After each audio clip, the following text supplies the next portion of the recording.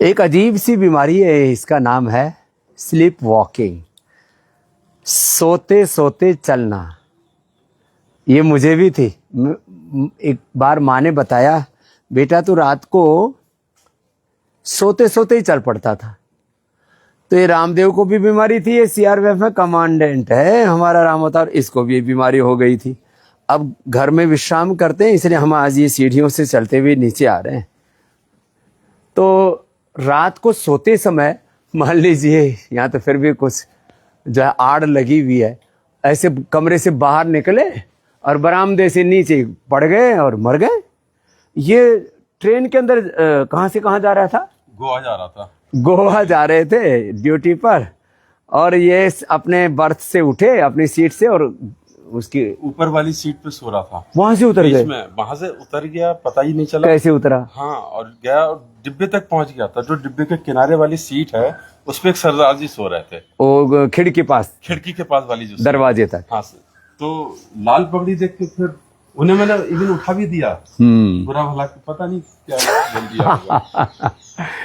तो बड़ा खतरा हो जाता है सोते समय। जैसे मैंने कहा, जैसे पहले हम तो बच्चे थे, तो रात को फिर जो है हमको छत पे सोने के लिए मना कर दिया गया, बोले तुम छत के मडेर से नीचे पड़ जाओगे फिर रात को सोते समय ऐसे ही चल पड़े। तो रात को ये बस सपने में उठ करके चल देना। तो ये जो एक बहुत बड़ी प्रॉब्लम है, इसका भी सॉल्यूशन मेरा तो अपने आप ही हो गया। योग करते करते अपने आप ही वो रात को सपने सोते सोते ही चलना, और फिर सोते सोते मैं घूम जाता था ऐसे पूरी छत पर। एक तरफ सोते थे तो दूसरी तरफ मिलते थे, ऐसे भी होता था फिर। तो वो भी अपने आप बंद हो गया। अब एक मुद्रा में, एक आसन में रात को सोए और सुबह उठ गए ऐसे।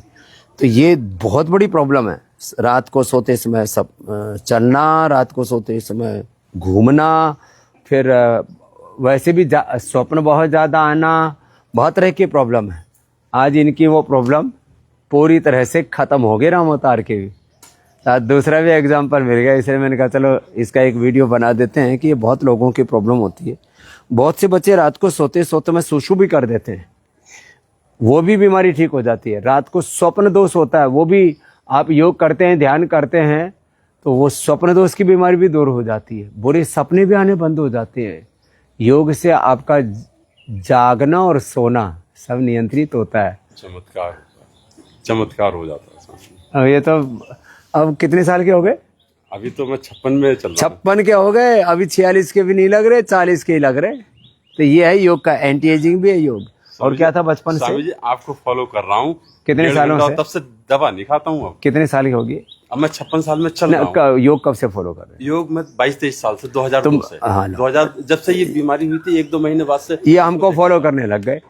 तो ये देखो कितनी बड़ी बात है। अब तो स्वामी जी जब भी प्रमाद भी आया ना, तो मैं ये सोचता हूँ मैं आपका शिष्य बनने लायक नहीं हूँ, तो प्रमाद खत्म हो जाता है। एक विचार जो है ना वो उभार देता है। तो देखो इनको बचपन से वो भी तो था, कफ कोल्ड था मेरा, वो भी ठीक हो गया। उसके सर्विस में ही ये 2001-2 में लोगों ने मुझे बता दिया कि ये ब्रांडी पियो, हनी रम के साथ हल्दी मिला के पी। सारे कुछ कर लिए 2 महीने, कुछ नहीं हुआ। धर्म और भ्रष्ट कर दिया इसका। ये बिल्कुल। उसके बाद स्वामी जी ब्रांडी कुछ नहीं पी, खाली प्राणायाम किया। मैं कहता ज्यादा ही फेफड़ों में तो कोई दिक्कत है तो सासारी ब्रोनकोम ले लो, सासारी प्रवाही ले लो। कहाँ ब्रांडी के चक्कर में पड़े हो? फिर इसको बाद में डरा दिया हार्ट में स्टेंट डालेंगे। 4 साल पहले एक हॉस्पिटल में मुझे बताया कि भाई आपके हार्ट में प्रॉब्लम है, आपको स्टेंट पड़ेगा।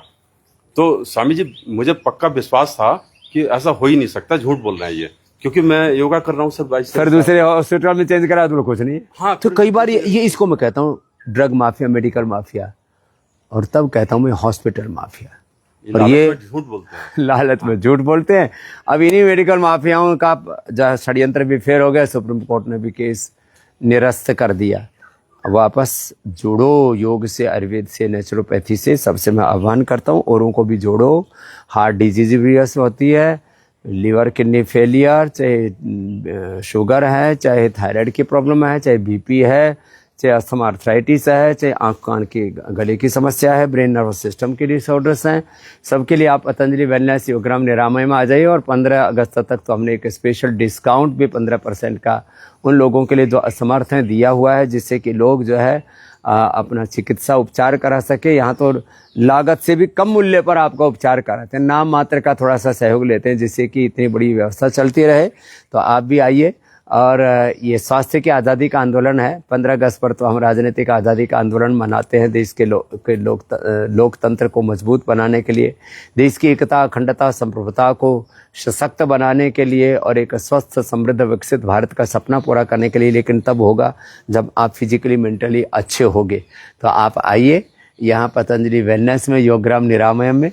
ये भी हर साल लगभग आ जाता है। मैं स्वामी जी हाँ 5-6 साल से पूरे परिवार के साथ आता हूँ। अभी मेरे माताजी, पिताजी, बहन के साथ आया, पूरी फैमिली के साथ आए। 1 महीने बाद अपने बच्चों के साथ आऊंगा, पत्नी और दोनों बेटा बेटी के साथ। ये तो मैं कहता हूँ रिटायरमेंट के बाद आया करो। बोले बस रिटायरमेंट किसने देखा, पहले ही बूढ़े हो ही क्यों, बीमार हो ही क्यों। तो ऐसी जागरूकता जो रामावतार जी में है, ऐसे सब में जागरूकता आए। हम वापस योग आयुर्वेद को अपने अपने जड़ों से जुड़े और योग आयुर्वेद और स्वदेशी का व्रत लेकर के इस भारत को रोगों की गुलामी से, नशों की गुलामी से, शिक्षा चिकित्सा की गुलामी से, आर्थिक, वैचारिक, सांस्कृतिक गुलामी, घिलानी कुंठाओं से बाहर निकालें। सबको प्रणाम। भारत माता की जय। वंदे मातरम।